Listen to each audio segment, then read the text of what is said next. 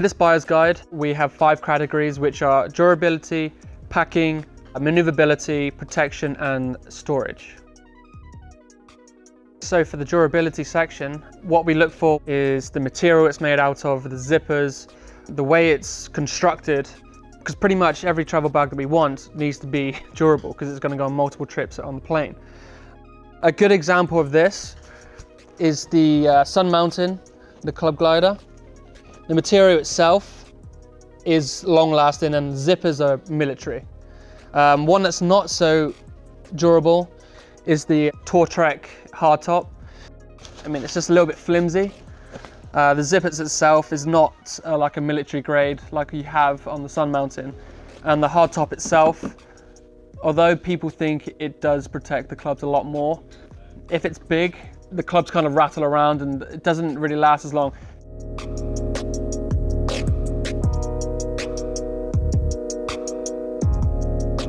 The next category is packing. This is pretty much how much stuff you can fit in your golf bag. A good example of this is Strixon. For example, got my golf bag in here. You can fit a lot of stuff in the size of here.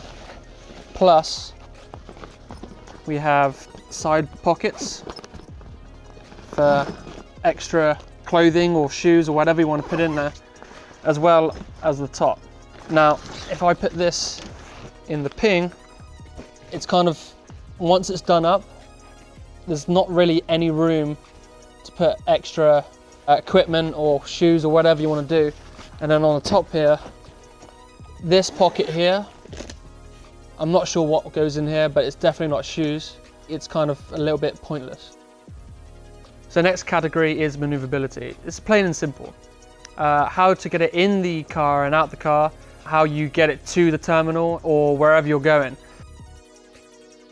A good example of this is the Tour-Trek Flex. It can go round in circles, it can go side to side, it can go any direction you really want to go. So another great example is the Sun Mountain. It has 2 extra legs and 4 wheels.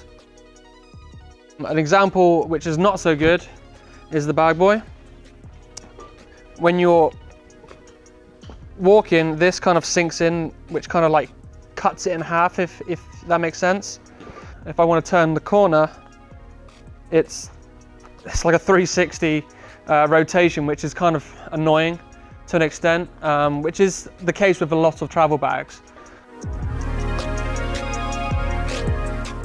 Okay, so the second to last category is protection. Obviously we don't want our bags and our clubs to be completely smashed into pieces when being thrown on and off the plane.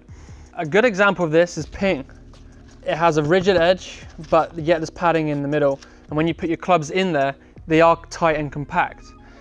One that doesn't perform as well is Strixon. Yes, they have padding, but it's more of a soft padding. It's not padding which springs back. After time, you can see that this is just going to be flat as a pancake. And you know that there's a lot of room in this bag, so there's a lot of movement. And this padding isn't thick enough to protect your clubs as well as you see in this ping. So our 5th and final category is storage. This is pretty much summed up as whatever you're not traveling, where you put it in your house. You don't want it to take up a lot of room, so the smaller the better, the more compact the better, everything like that. A great example of this is the Tour-Trek, the Flex. As you can see, it folds up to pretty much hand luggage. An example of one that doesn't do as well in this category is the Cobra. This is pretty much as small as it's going to get. This is to do with the back lining. This is all rigid, so it's not going to get any smaller than this. So when it comes to storage, you've got one that does a great job and one that does an okay job.